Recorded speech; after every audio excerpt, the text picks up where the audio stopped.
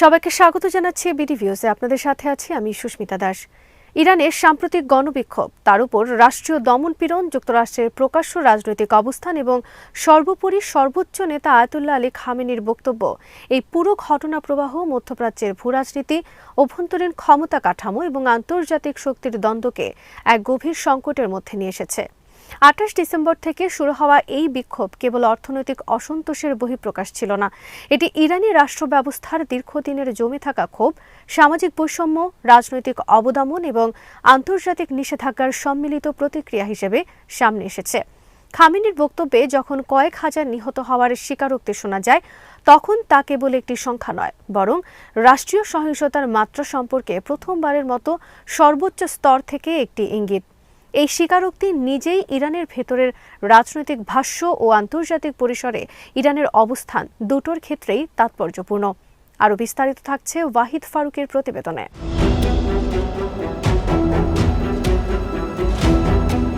ইরানের ইসলামী প্রজাতন্ত্রের রাজনৈতিক কাঠামো এমন এক ব্যবস্থার উপর দাঁড়িয়ে আছে যেখানে সর্বোচ্চ নেতা চূড়ান্ত সিদ্ধান্তের অধিকারী। রাষ্ট্রপতি, সংসদ বা বিচার ব্যবস্থা সবকিছুই শেষ পর্যন্ত এই কেন্দ্রীয় ক্ষমতার ছায়ায় পরিচালিত হয়। ফলে খামেনির বক্তব্য কেবল ব্যক্তিগত মত নয়, এটি রাষ্ট্রের আনুষ্ঠানিক অবস্থান হিসেবেই বিবেচিত হয়। তিনি যখন মার্কিন প্রেসিডেন্ট ডোনাল্ড ট্রাম্পকে অপরাধী আখ্যা দেন এবং বিক্ষোভে হতাহতদের দায় যুক্তরাষ্ট্রের উপর চাপান, তখন তিনি ইরানের অভ্যন্তরীণ সংকটকে একটি বহিঃশত্রু চালিত ষড়যন্ত্র হিসেবে ফ্রেম করতে চান।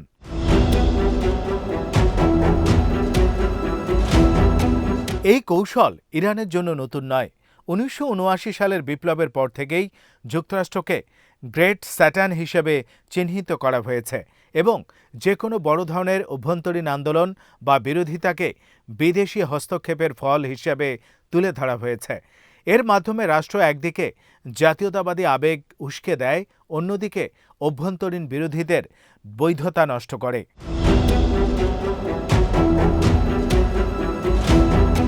তবে এবারের পরিস্থিতিতে একটি মৌলিক পার্থক্য রয়েছে। অর্থনৈতিক সংকটের তীব্রতা, মুদ্রাস্ফীতি, বেকারত্ব এবং জীবনযাত্রার ব্যয় যে মাত্রায় সাধারণ মানুষকে চাপে ফেলেছে, তা আগের অনেক আন্দোলনের চেয়ে গভীর। এই বিক্ষোভের সূচনা লগ্নে মূলত অর্থনৈতিক দাবি সামনে এসেছিল। দাম বাড়ার প্রতিবাদ, কর্মসংস্থানের অভাব, দুর্নীতির অভিযোগ। কিন্তু দমন পীড়নের সঙ্গে সঙ্গে এই দাবিগুলো রাজনৈতিক রূপ নিতে শুরু করে।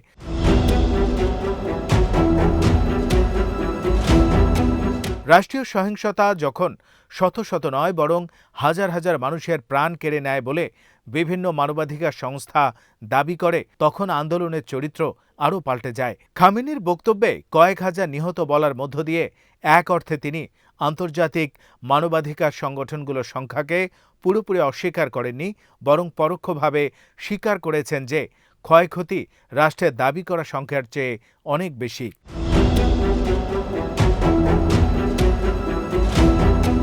ডোনাল্ড ট্রাম্পের ভূমিকা এই সংকটে জটিল এবং দ্ব্যর্থপূর্ণ।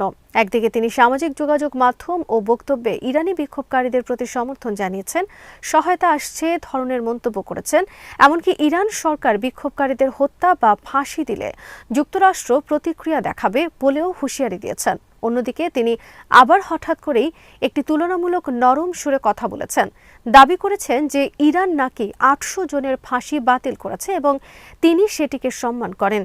এই দুই অবস্থানের মধ্যে সুস্পষ্ট অসঙ্গতি রয়েছে। ট্রাম্প প্রশাসনের এই দ্বিধাগ্রস্ত ভাষা আসলে যুক্তরাষ্ট্রের বৃহত্তর কৌশলগত সংকটের প্রতিফলন। ইরানের উপর সামরিক হামলা বা সরাসরি হস্তক্ষেপের ঝুঁকি যে কতটা ভয়াবহ পরিণতি ডেকে আনতে পারে, তা যুক্তরাষ্ট্র ভালোভাবেই জানে। একই সঙ্গে অভ্যন্তরীণ রাজনৈতিক সমর্থন ও আন্তর্জাতিক মিত্রদের অবস্থানও যুক্তরাষ্ট্রকে সাবধানী হতে বাধ্য করে।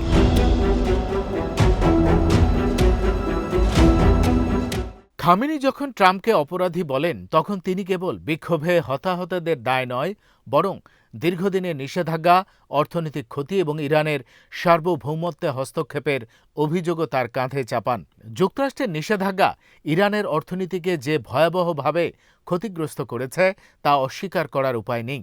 তেলের রপ্তানি কমে যাওয়া, আন্তর্জাতিক ব্যাংকিং ব্যবস্থায় প্রবেশাধিকার সীমিত হওয়া, মুদ্রার অবমূল্যায়ন এসবই সাধারণ মানুষের জীবনে সরাসরি আঘাত এনেছে।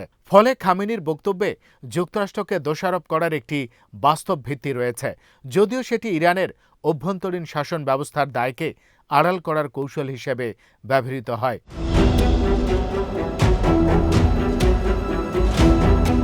বিক্ষোভকারীদের যুক্তরাষ্ট্রের পায়ে চলা সৈনিক হিসেবে চিহ্নিত করা ইরানি রাষ্ট্রের পুরনো বয়ান। এর মাধ্যমে আন্দোলনকারীদের স্বতঃস্ফূর্ততা ও বৈধতা প্রশ্নবিদ্ধ করা হয়।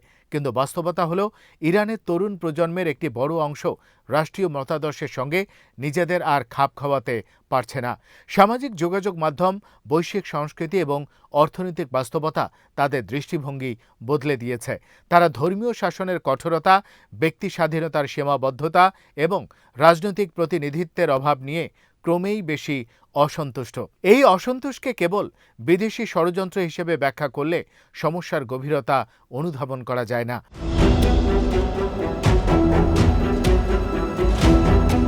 রাষ্ট্রীয় সহিংসতার মাত্রা এই সংকটকে আরও তীব্র করেছে।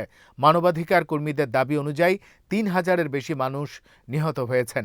যদিও এই সংখ্যা স্বাধীনভাবে যাচাই করা কঠিন, তবুও ইরানের সাম্প্রতিক দশকগুলোতে এমন বড় প্রাণহানির নজির খুব কমই আছে। ২০০৯ সালের গ্রিন মুভমেন্ট বা ২০১৯ সালে জ্বালানি মূল্য বৃদ্ধি আন্দোলনও ব্যাপক দমনপীড়ন হয়েছিল। কিন্তু এবারের সহিংসতার মাত্রা ও ব্যাপ্তি সেই সব ঘটনাকে ছাড়িয়ে গেছে বলে ধারণা করা হচ্ছে। এটি ইরানের শাসক গোষ্ঠীর এক ধরনের নিরাপত্তা কেন্দ্রিক মানসিকতার প্রতিফলন, যেখানে রাষ্ট্রের স্থিতিশীলতাকে যে কোনো মূল্যে রক্ষা করা হয়, এমনকি তার জন্য ব্যাপক মানবিক ক্ষয়ক্ষতি হলেও।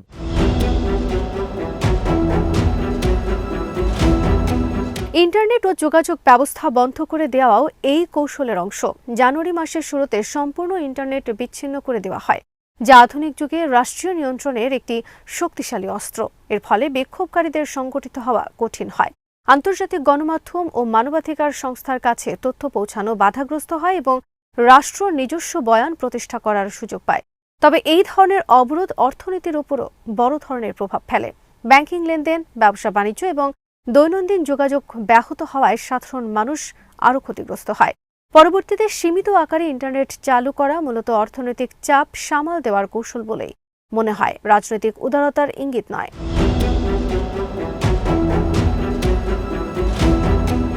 আন্তর্জাতিক পরিসরে এই সংকট ইরানের কূটনৈতিক অবস্থানকে জটিল করে তুলেছে।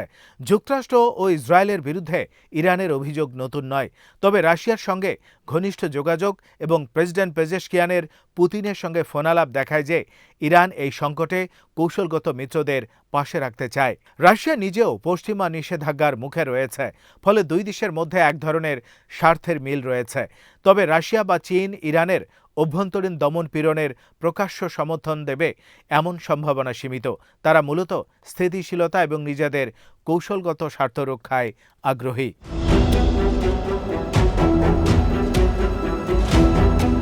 প্রবাসী ইরানি রাজনীতির ভূমিকাও এখানে উল্লেখযোগ্য। রেজা পাহলভির মতো ব্যক্তিত্বরা বিদেশ থেকে আন্দোলনের ডাক দিয়েছেন, নিজেদেরকে সম্ভাব্য রূপান্তরকালীন নেতা হিসেবে তুলে ধরছেন। কিন্তু বাস্তবে ইরানের ভেতরে তাদের প্রভাব সীমিত। রাজতন্ত্রের স্মৃতি অনেকের কাছেই তিক্ত এবং বর্তমান প্রজন্মের বড় অংশ কোনো নির্দিষ্ট পুরনো রাজনৈতিক কাঠামোয় ফিরে যেতে আগ্রহী নয়। এসব বিচ্ছিন্নতা প্রমাণ করে যে ইরানের ভবিষ্যৎ রাজনৈতিক পরিবর্তন যদি ঘটে, তা সম্ভবত ভেতর থেকেই আসবে, কোনো প্রবাসী নেতৃত্বের হাত ধরে নয়।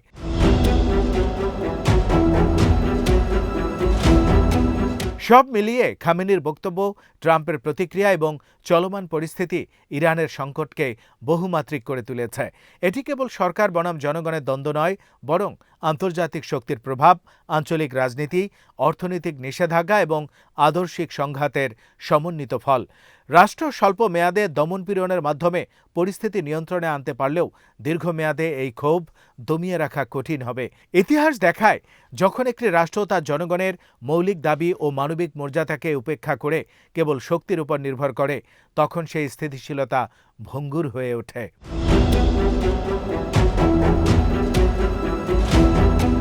ইরানের বর্তমান অস্বস্তিকর শান্তি আসলে এক ধরনের নীরব উত্তেজনা। রাস্তাঘাটে বিক্ষোভ না থাকলেও ক্ষোভ মুছে যায়নি।